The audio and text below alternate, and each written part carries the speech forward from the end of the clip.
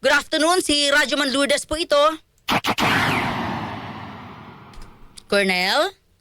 Yes po, magandang hapon po sa ating lahat, sa lahat po ng nakikinig. Oy, Colonel, ano ho ba itong nangyari na, para lang po mas kumpleto detalye ho kami, yung kumalat na video na kinasasangkutan ng mga minor o menor de edad sa isang pampaseherong jeep. Ano po bang detalye nito, sir? Yun nga po, no, ito po yung nangyari May 2 ng hapon sa Alabang Sapote Road sa may Barangay Almansa 1. Nakita po natin doon yung doon sa video na may mga kabataan na pilit sumasampa doon sa nasabing jeep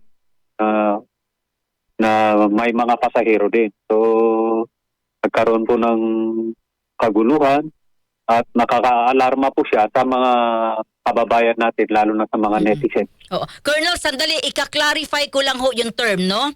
Sabi kasi, gusto nilang sumakay. Kapag sasakay kasi, Colonel, alam mo yon yung may upuan ka, babayad ka. Sabi niyo naman, gusto nilang sumampa sa jeep, yung tipong hindi nagbabayad, yung mga nakasampa lang, yung mga ang tawag dito, Colonel, yung mga sumasabit-sabit lang ba? Yun yun?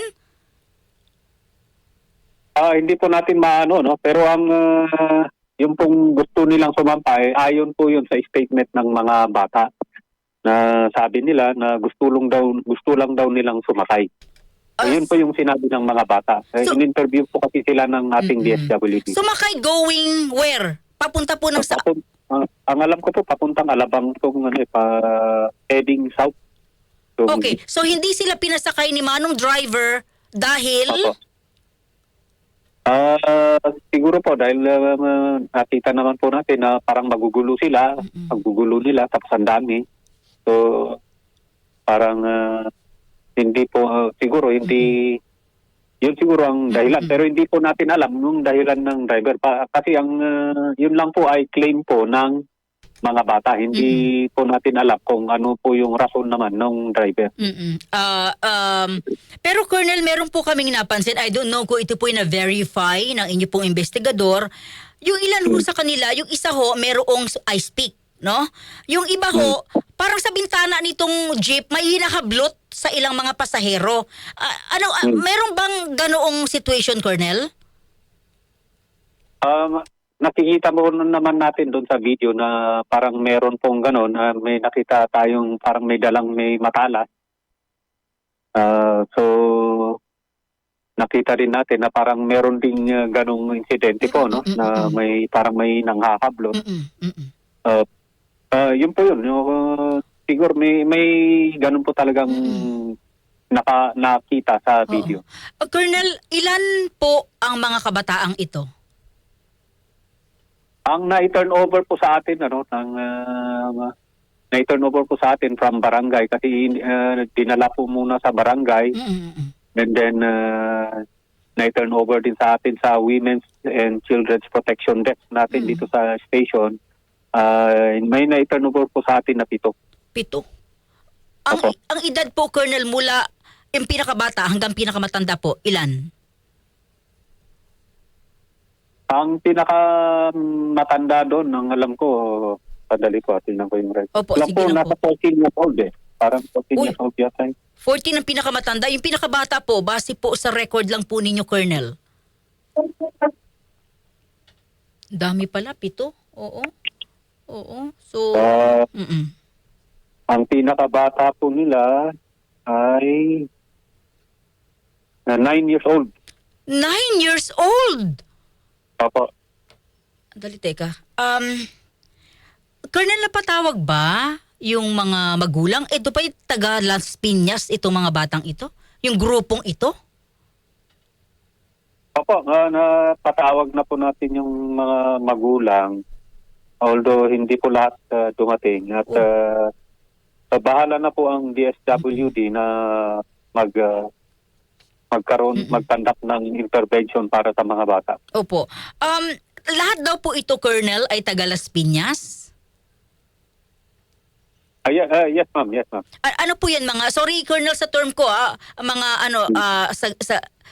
pulubi ba or Ah, Sa Barangay Almansa Uno din po sila, ma'am. mga pulubi, sir, nasa kalye lang nakatira?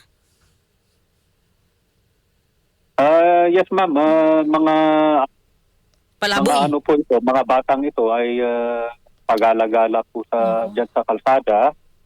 Pero may nung na-rescue po natin sila, may mga magulang po, na ilang magulang na dumating doon sa barangay. Okay. Colonel, wala ho bang nasaktan or nawalan sa mga pasahero? Wala ho bang nagreklamo na nahablot ang kanyang cellphone or bag? Ayun nga po, ini-encourage natin kung meron tong nahablutan, ini-encourage po natin sila na pumunta sa himpilan natin at makapag-file din ng, ng reklamo kasi may pananagutan din naman yung magulang kung sakaling meron pong nangyaring gano'n. Si Manong driver, hindi na ho ba nagreklamo? Patuloy din po nating hinahanap yung driver ng nasabing jeep at encourage din natin siya na pupunta sa ating himpilan. Opo. Colonel, eto sa mga nakikinig sa atin, ano bang responsibility ng mga magulang sa mga ganitong mga bata? Yung mga anak ko nilang minor de edad na nasangkot sa ganito? Yung mga magulang po na ang mga anak ay may nagawang paninira o nakasakit o anuman ang nagawa labag sa batas, liable po ang mga magulang ng civil damages Oh. kung ano man yung nasira nila. Okay, para lang maintindihan ng ating mga kababayan, no? Kapag pinabayaan mo yung anak mo minor de edad, nagnakaw dyan or nanakit, may ginawang kalokohan na nakapanira siya ng gamit or ng sinumang individual, yung magulang ang pwedeng kasuhan. Tama, Colonel? Opo, pwede po nating kasuhan sila na under the Civil Code of the Philippines. Oo. Ng civil damages. Oo. First time ba ito nangyari, Colonel, sa inyong lugar? Kasi ngayon, may mga comment yung netizen. May mga cases daw na ganyan na. Baka, I mean sir, at least nandyan kayo. May rumuronda ba tayo mga tropa lagi, Colonel? Opo, actually tuloy-tuloy po yung pagro-ronda natin at pinagpapatuloy po natin yung kautusan ng ating ni Chief PNP at ni SILG na tuloy-tuloy yung pag-enforce ng city ordinances dito sa amin dito sa Las Piñas. Tuloy-tuloy po yan at pati yung mayor natin, sinabihan din po ako na kailangan na paitingin pa namin yung pag-enforce ng city ordinances. Pero during this time, ito pong area na to, wala ho bang nakaronda dyan or police post? Meron po naman po tayong pulis.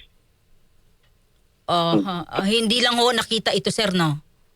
Opo, hindi lang po siguro Oo. nagpanag po pero sinabihan ko po yung na kasi malapit po to sa SM South Mall eh. So Oo. At saka highway to, mas maganda. Colonel, di ba highway to? Opo. So may pulis naman po tayo doon. Colonel, eto lang ho, galing po sa inyo. Paano po ninyo masisiguro yung kaligtasan ng mga motorista, pribado man po yung sasakyan at nitong mga pampasahero na dadaan po ngayon sa area na yan? Ang masasabi ko lang po,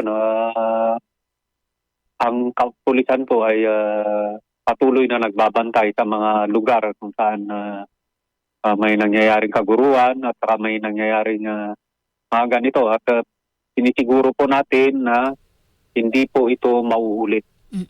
Ay, salamat. Nagbigay po ako ng utos na sa substation commander na bantayan ang mga lugar kung saan marami tayong mga kababayan na sumasakay sa jeep at tiyakin ang kanilang mga kaligtasan. Colonel, may comment lang po. Sabi ho, pwede raw wag nang i-turn over sa magulang. Ano bang ginagawa, sir, para lang sa kaalaman ng ating mga kababayan kapag minor yung nahuli? Actually po, ang ginagawa po natin dyan, pinaproseso po natin yan. At ang pinaka-disposition po niyan is ito-turn over po natin sa DSWD. At bahala na po ang DSWD na tumingin sa kung ano ang pinakamagandang intervention para doon sa nasabing bata. Paano kung paulit-ulit, Kernel? Alam mo naman yan, Colonel, di ba? May mga bata talagang, dali nahuli na kita ng isang linggo. Ikaw din yung nahuli ko ng isang buwan na. Paano kung paulit-ulit? Yun po yung ano natin, yung ginagawa po natin dyan is joint po kasi ang intervention. Kami po sa kapulisan, actually, nagpapaseminar din kami sa mga magulang. Tungkol sa yung ating Women's and Children's Protection Desk. Nagpapa-conduct din po kami ng seminar kung paano ang ginagawa sa mga anak nila. Ini-encourage din namin sila kung paano bantayan yung anak. Kasi eventually, pag gumawa ng kasalanan niya, mananagot din po sila sa batas. Civilly liable din po sila. Opo. Colonel, kami po ay nakikinig ho sa inyo. Ano pong mensahe po ninyo sa mga motorista, estudyante, mga nagtatrabaho na dadaan ho at dumadaan po dyan, sir? Para lang po wala kaming takot, sir, everyday. Sa mga kababayan po natin na sumasakay sa jeep, mga motorista, meron po tayong hotline number sa amin po sa Las Piñas City Police Office. Nandun po sa Facebook page po namin ang hotline number. Pag nakita po kayo may mga bata na kahit nagkumpul-kumpulan pa lang po na nakikita natin medyo magugulo na, pwede po natin itawag kaagad o i-message sa FB page po namin at saka sa FB. Nandun po yung contact number namin, yung hotline number. Meron din po tayong 911 na pwede din pong tawagan. Colonel, maraming salamat at sa agarang tugon ho ninyo sa usaping ito at sa inyo pong reaksyon. At may assurance po yung ating mga kababayang ligtas pumasok sa Las Piñas. Thank you, Colonel. Mabuhay ka. Mabuhay po ang Las Piñas City Police. Thank you. Maraming salamat po at magandang hapon po sa ating lahat. DCXL Pulso Hoy, ng si Metro! Police Colonel Wilson de los Santos. Agad ho nilang na huli naman. Hindi mali pala yung nahuli. Oo, kasi mga minors yan. Siya po yung Chief of Police ng Las Piñas City Police. Ipinag-utos na ho niya sa kanya mga kapulisan yung pagbabantay. May nagro-ronda po, kaya lang syempre sa laki ba naman ng highway na yan, no? Nagkataon talagang nasalisihan nitong grupo ng mga kabataan. Parang ang hirap, alam mo hindi ko na tinanong kasi hindi naman sasagot si Colonel pero parang ang hirap ng stand ng PNP kapag yung sangkot minor, di ba? Di mo naman pwedeng kunin yan tapos pitik-pitikin mo yung kamay. Di mo naman pwedeng arastuin yan tapos sapok-sapukin mo. Di ba? Ang tigas talaga ng ulo mo. Nahuli na kita ng isang linggo, eto ka na naman. Di mo naman pwedeng ibitin ng patiwarik yan, di ba? So, sabi ni Colonel, iti-turn over sa dapat na ahensya. Ano yon? DSWD. Si DSWD, syempre papatawag yung magulang. Alam niyo ba, ano lang yan parang merry-go-round. Diba? Ikot lang siya. Hulihin, tawag magulang, huli, tawag magulang. Paikot-ikot na lang. No? So sa DSWD na, sabi nga ni Colonel, pati raw sila naging teacher. Nagpapaseminar na nga kami sa mga magulang. Parang, saan lalagay yung pulis kapag minor yung nasasangkot?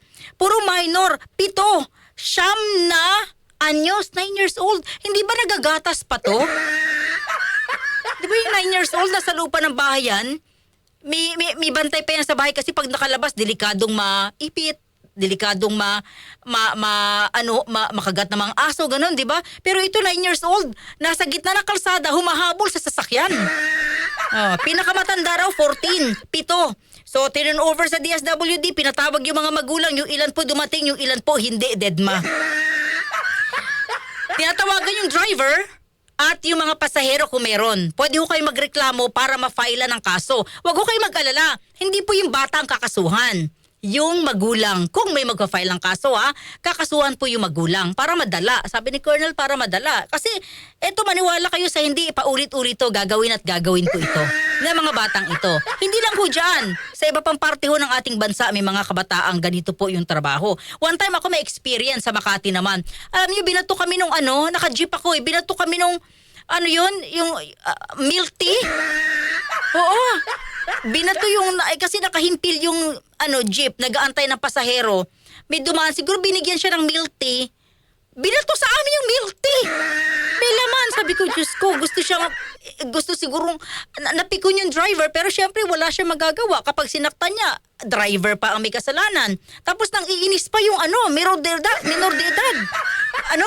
Dini-dirty finger niya pa yung driver. Minumura-mura niya pa yung driver. So alam nyo, nakita natin yung hirap din sa pag-discipline sa mga batang ito na para bang hindi na sa magulang napunta. Kundi sa DSWD at napunta na rin sa mga otoridad. So, sabi ho ng PNP, safe hong dumaan sa mga kalsada sa Las Piñas at pinag-utos na rin daw po ni Mayor. Sino Mayor ng Las Piñas? Si Mayor Aguilar. Yan, si Ma'am April Aguilar, pinag-utos siya na tinawagan niya raw si Colonel. Tiyakin mo na mayroong bantay. Nagronda yung mga pulis. Kung nagronda ngayon, mas magronda pa sila. Kasi laman tayo ng social media, no? At ayaw ni Mayor Aguilar. So thank you At bigay lang ho kayo ng update dyan daw po sa kanilang Facebook kung may mga reklamo pa kayo na nakikita na disturbances talaga pa. O dyan po